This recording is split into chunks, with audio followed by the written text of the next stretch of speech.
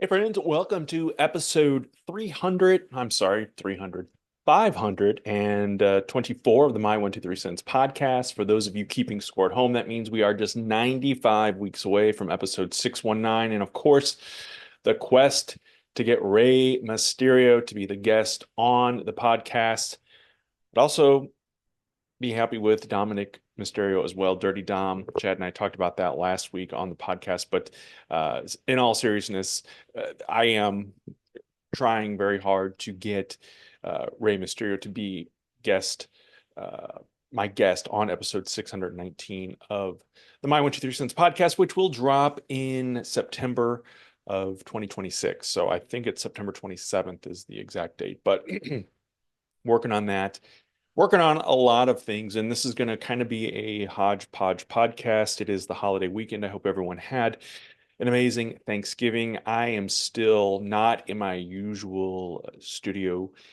So you're seeing the blurred background here if you're watching on YouTube. And if you are, thank you for that. I appreciate whether you listen or watch or do both. I know most people probably don't do that, but I do appreciate the support here on the YouTube channel as well. I'm going to remind you to subscribe, click the notifications button. I'm working, especially in December. I've got a lot of content that's going to be going out, probably though mostly through my YouTube and through my Facebook and TikTok channels. So if we're not friends on TikTok, check it out. I'm Kevin Huntsberger over there. I post wrestling stuff. I post my Huntsberger Chronicle videos. And in December, all month long, I will be posting, not all month, for 25 days in December, I will be posting the Christmas Advent Calendar beer reviews. So I have 25 different winter and Christmas inspired beers, and each night I will choose one and review it. So if you're so inclined, check that out as well. I tried doing, I've been playing around on YouTube with the shorts because at one point you could do a 15-second or up to 60 seconds. And probably in the last month and a half or so, YouTube has extended the time. They can go over a minute. I tried to keep the Hunsberger Chronicles specifically at a minute or less, and I was trying to do more of that quick content on YouTube because, in all honesty, the name of this week's podcast is called My 123 Dollars and Cents, or maybe I should call it My 123 Cents and Dollars. I don't know. Anyway, I am working on doing more in the monetization efforts for this brand, that is now 14 years old. The podcast next week, by the way, celebrates year 10. So I am looking forward to that as well. Don't have a specific topic in mind just yet, but I am going to be working on something probably with Chad, who is traveling for the holidays. So that's why we're not recording this week's episode together. But I'm going to talk about some various things. But, with YouTube, they kind of at one point I was monetized on YouTube. And then they kind of moved the goalpost and changed some things, and you had to get 1,000 subscribers. So it took forever, but thankfully made it to that 1,000 subscriber mark. But then once you get there, then they want X amount of hours watched. And so I am trying to build up more content that people will be interested in watching and checking out. But I've found it very odd, I guess, that my Hunsberger Chronicles, for example, that are a minute or less, um, have over 500 views each. Those videos, some of them are closer to 1,000, but the ones that are just over a minute, like a minute 15 to a minute and a half, uh, some of them are just barely in double digits, and I don't understand if they're not feeding it out the same way that they feed out other shorts. I'm not sure. So if anyone else is out there using shorts and experimenting with the changes that are going on with YouTube shorts, let me know. TikTok has been good to me with the Hunsberger Chronicle stuff. But I do post wrestling content there and beer reviews and other things too. So check it out on TikTok. Again, it's just my name, Kevin Huntsberger. I don't remember if there's a space in between or not, but you'll find me and we can talk more over there. I put the game that Chad and I played last week on TikTok too, and we got some interesting comments, some fun comments on that. So check it out and let me know if you're a subscriber over there. And I did create I don't even remember the name of the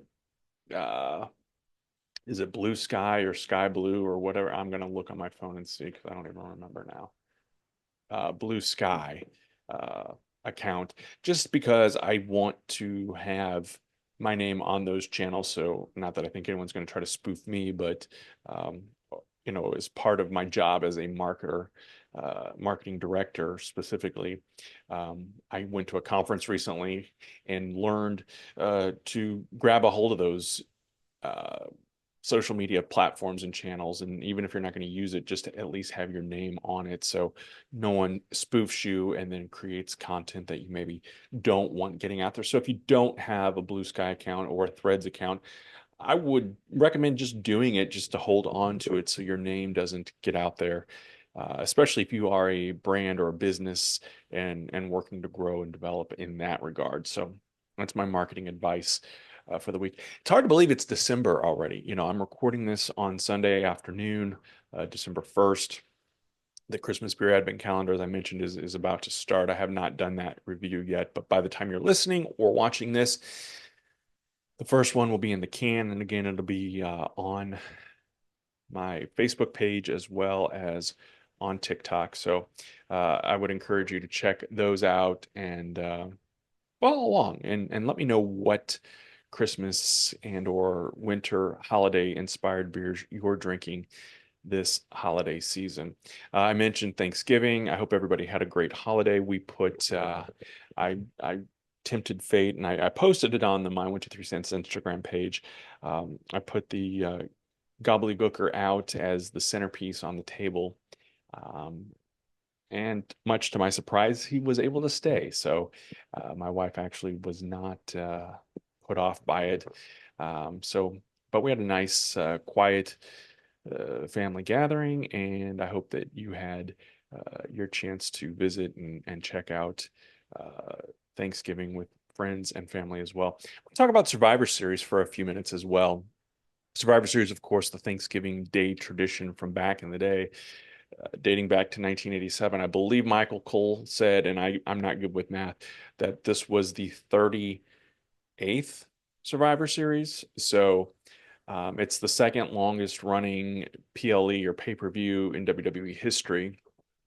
And again, I have a soft spot for Survivor Series. I love that early concept. We talked about it last week. Um, I think we might also, I haven't talked to Chad about this yet. I just got a message, and we may do another variation of the Survivor Series show maybe before the end of the year. I don't know.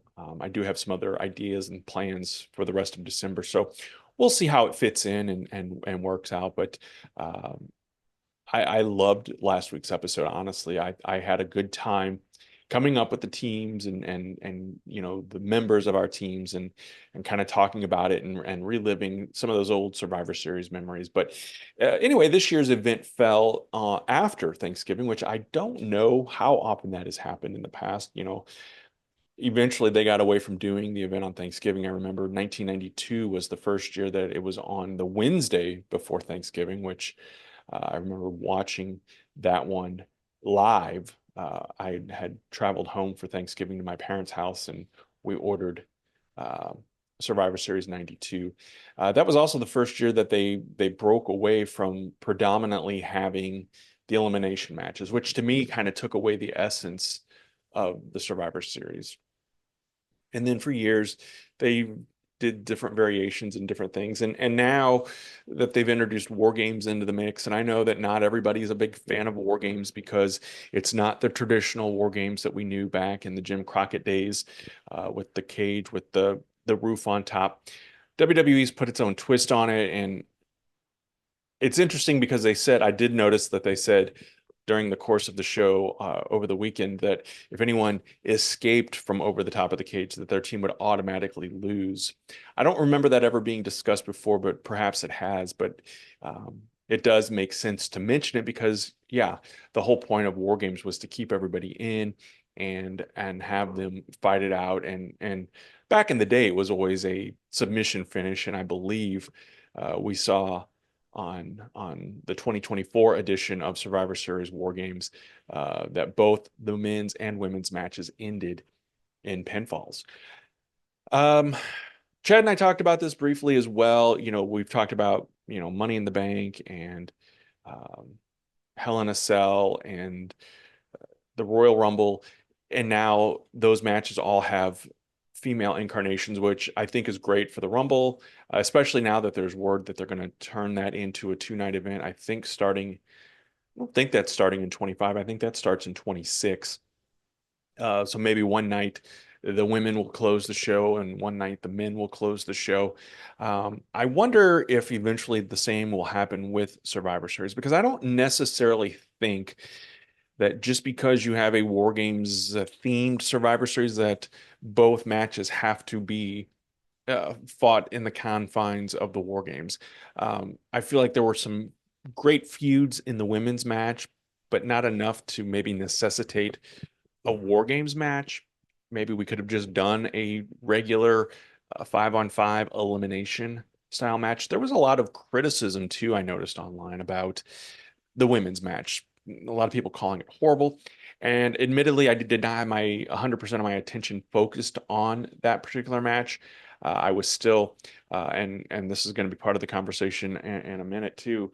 Uh, and part of the reason why I'm still in this room and not in my usual room is we're doing some cleaning up and moving around and consolidating and getting rid of stuff and figuring out what we're keeping and what's going, and so um, I had piles of stuff in our living room, dining room area, and was kind of going through stuff, getting stuff boxed and cleaned up and figuring out what I'm going to do with it. So I was focused on that task more at points than I was the match. But from what I saw of it, it was a good match, and I definitely wouldn't have called it horrible. I think the spot with Io Sky putting the trash can on and doing the moonsault, it makes me nervous every time. I was nervous when Tiffany Stratton had gone up on the other side and did her swanton. And then, of course, with Io going up and doing the moonsault with the trash can, it always makes me nervous. It made me nervous when Bronson Reed did it, um, because the sacrifices and the things that these men and women do for our entertainment is commendable. And I don't ever want to see anyone get hurt. We've seen in AEW, for example, we've talked about it before with Darby Allin, the risks that he takes. So it does make me nervous. The older I get, I think sometimes the more nervous I get watching those types of matches. But it always seems like inevitably when those really serious injuries happen, it's on those things that you wouldn't expect it to be. But I'm going to say that overall with Survivor Series, I'd give the show a B. I wasn't disappointed in anything. I was surprised that Shinsuke Nakamura won the United States Championship. I was surprised that I thought they were going to almost throw us a surprise with the Intercontinental title match, with it being a triple threat and having Ludwig Kaiser somehow win that championship. I'm glad that didn't happen. I like Braun Breaker as the champion. I wouldn't have minded Sheamus winning, since that is the one title that has kind of eluded him, but I wonder if that's going to kind of continue to be his story, and maybe he continues to go after it and win that belt in a singles match, maybe at the Royal Rumble.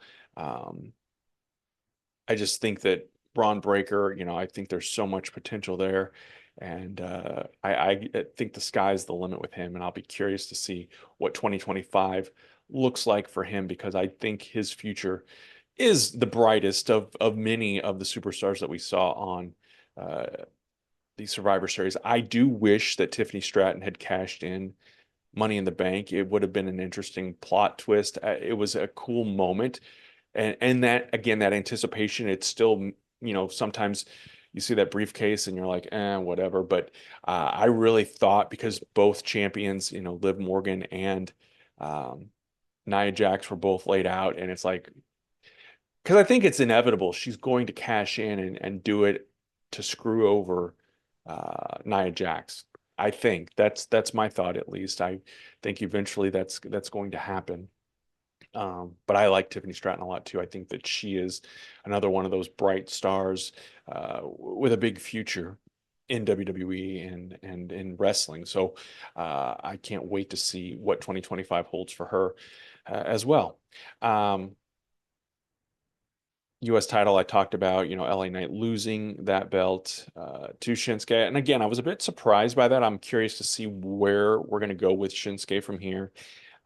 Is he going to get more of a push? He's kind of been one of those utility players that they kind of dust him off and bring him out when they need him. But let's see him as a champion and see how things go for him in the weeks and months ahead of us as well. And then the world title match.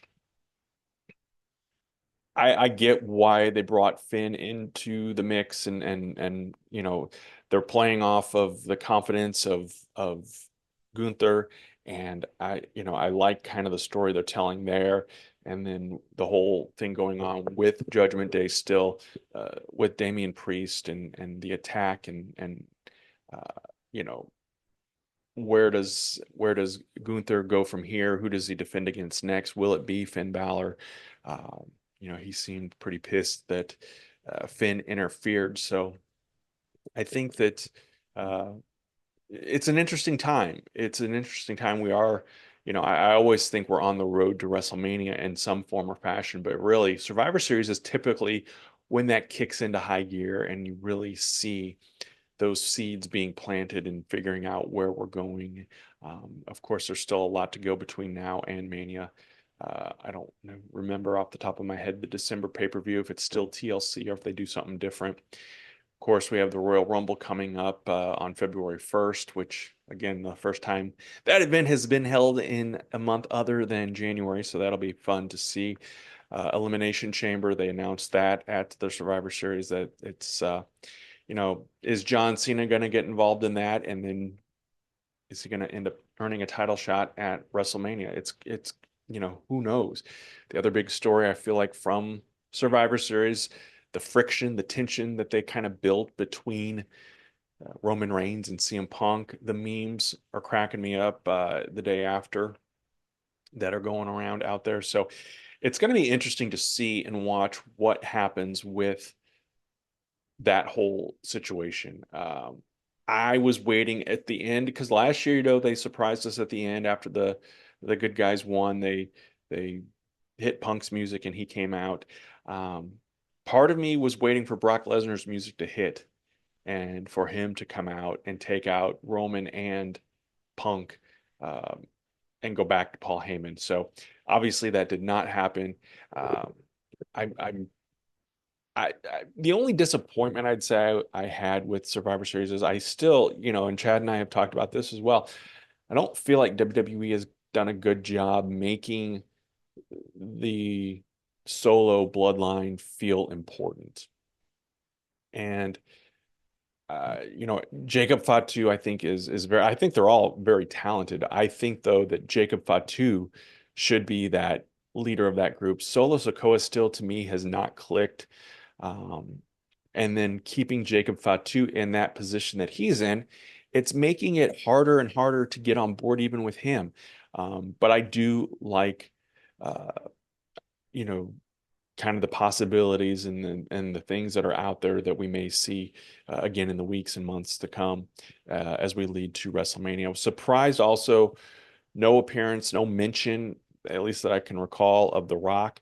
Uh, you know, what was it, a couple of months ago when Roman and Cody teamed up and The Rock came out, and I don't feel like they've played off of that, and maybe that's the purpose, maybe that's the intention, and we'll see more coming up at the Royal Rumble, and I know The Rock is a world traveler, and his primary focus is Hollywood, but I'll be curious to see again what brings him back into the mix, and is he going to be a part of WrestleMania? One's got to believe that he will be.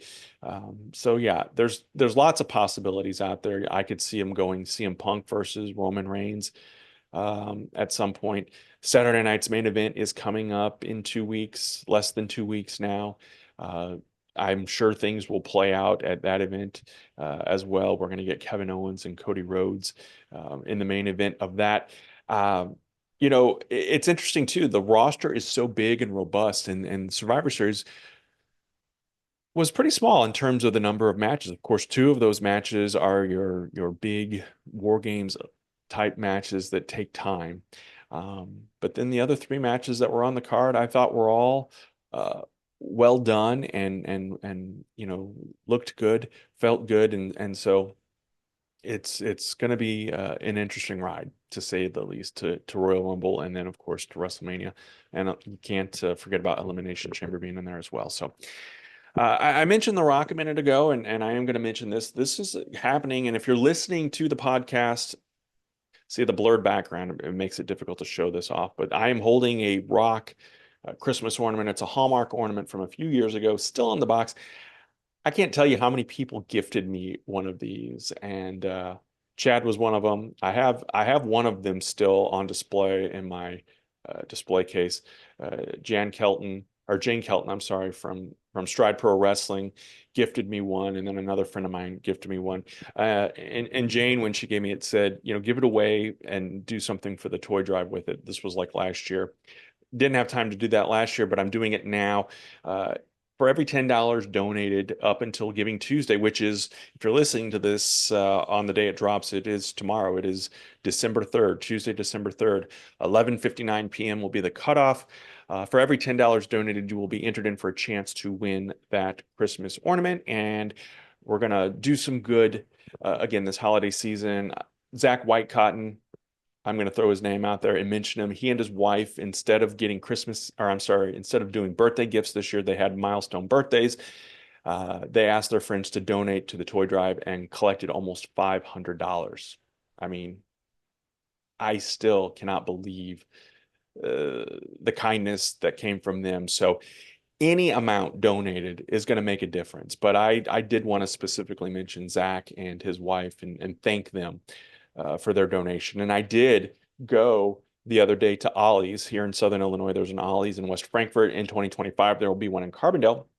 And sometimes they have, if you don't know what Ollie's is, it's their slogan is good stuff for cheap. And they had 2 years ago, they had a lot of wrestling stuff. I went last year, they didn't have anything. And I went to a couple different Ollie's. They didn't have any stuff. This year I went, and I'm going to actually hop up and grab it. I went to the West Frankfort location, and this was all they had. So I bought several, and that is the Nature Boy Ric Flair again, I hate this blurry background because you can't see it. But these are the WWE superstars. They look like the Remcos or the He-Man figures. I don't know exactly what the line is called, but they had a ton of Ric Flairs, and I didn't want to buy nothing but or just have a bunch of Ric Flairs. So I did buy six of them. They were marked $3.99, but when they rang up at $2.99. So I still have plenty to spend. And again, we're gonna go and shop and buy some items once donations continue to come in. You can order stuff on Ringside Collectibles and have it shipped to me. Just send me a message and I'll give you my address. I believe I gave a cutoff of December the 15th, Sunday, December 15th for donations. And then I will be taking them to Toys for Tots that week, probably on the 16th or 17th, and making that donation to Toys for Tots here in Southern Illinois, which covers 5 counties. And again, the My 123 Cents Wrestling Figure Drive started in 2017, 2018. I ripped it off from the Major Wrestling Figure podcast. They, of course, collect thousands of toys. The first couple of years, we did hundreds of toys. The first few years, several years. Last year was a little leaner. This year, I'm hoping to get back up into triple digits. Maybe if we can hit 100, that would be awesome. So any little bit helps, and any contribution that you can make will be greatly appreciated and will not go unnoticed for sure.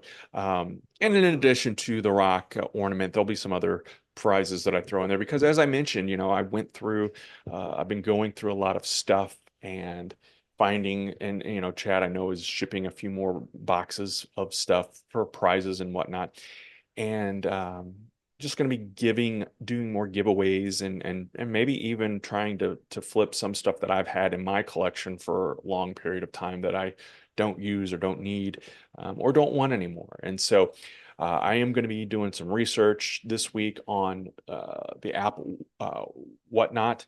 Uh, it is becoming a popular place to sell items. I don't have much of a following there because I've not done anything with the app yet. I have purchased foolishly some things that I probably shouldn't have bought, but look for me on Whatnot, and I'll post more on the Facebook group and on the Facebook page when I'm going to go live and do some things because I don't want to go live yet and not have the following. So once I do my due diligence this week and do some research and figure out some things, I'll be going live and trying to uh, make some sales. And again, part of this whole process, being a content creator is monetizing, and I love making the content, but also would like to make a little money. And so, you know, again, once things get rolling, and I invite you and I encourage you to go and watch the YouTube channel, go watch some videos, go watch an old interview with Mickey James or with Nikita Koloff, and send me ideas, things, suggestions, things that you want to see and hear from the My 123 Cents brand. I've also been playing around with the idea of once a month breaking away from a wrestling themed podcast and doing something else. Still running it under the My 123 Cents umbrella, but talking to old friends in the news business and old friends in the other areas of life that I've been in. And I say old friends, but friends of mine from those other walks of life. So still playing around with that idea. I'm just kind of throwing everything that's on my mind out. And I need to, if you're watching on video, I apologize. I need to put my glasses on to see what else I have on my list. That's everything. So I'm going to close with something else I'm going to try to do in December. And I say this every year, and that is start reading or finish reading Saint Mick.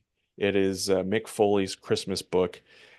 It is my journey from hardcore legend to Santa's jolly elf. I love the artwork on here. Of course, Mick is on the back there. This book was written or published in 2017, and Chad actually bought me this book. And I have read some of it, but I'm going to sit down and actually read it. My plan is every night in December to read uh, from it a bit. But not only, and this is one of my most prized wrestling possessions, actually, because Chad also got it autographed by Mick Foley. So it's written out to me um, and signed. So that means a great deal to me that he took the time to do that. So I'm going to definitely this month start reading Saint Mick and learn more of the Mick Foley story. I watched his documentary on Santa Claus a while back and thought it was great. So, and Mick Foley's one of those guys that I really have a lot of admiration for what he did in the business and what he does even beyond that. So his podcast was one of my favorites to listen to, and I'm sad that it's no longer on because his storytelling was always so good. He's very witty and it comes through in his writing as well. I read all of his books previously. So Saint Mick, I will sit down with this winter, this December specifically, and get that knocked out. Friends, let me know what's on your mind. Let me know about prizes. I am going to be giving away. We're gonna in January. We're gonna give away stuff. We're gonna do the Royal Rumble contest again in and for the 2025 Royal Rumble. So I always want to say January, but now it's February 1st. So I'm gonna have to get used to that. But I'll probably start announcing all of that good stuff the first part of January. So put that on your calendar. Make sure that you are a part of the My 123 Cents Royal Rumble contest, and we'll do it the same way we did in 2024, where 50% will go uh, to the Royal Rumble winner, and 50% will go to the My 123 Cents wrestling figure drive. So we're going to keep that tradition going on as well, as long as I can, and try to make a difference in the lives of people. I'm going to keep on keeping on. So, friends, I thank you so much for being a part of this week's show. Again, be sure to subscribe, leave a review. Let me know the things you like, that you don't like. There's some of you out there, you know who you are, who are honest, straight shooters, and I appreciate that. So continue to be that way. Let me know the things you want to hear and see, because if it's not stuff you're enjoying and you're not watching, then it's pointless to do this. So I'm not going to do what I want all the time. I want to do things that are going to bring people here to be a part of this community and this conversation. And if you haven't already, go like the Facebook page, follow along on Facebook, but also join the Facebook group. It is a private group now. We had people getting in there, spammers that were posting inappropriate things and things that I didn't want in there. So I did end up making it a private group. So just send a request that you want to join, and you're in, unless you're a spammer. And we'll have a great rest of 2024 as we gear up for 2025. Thanks for listening and or watching. We will see you next time.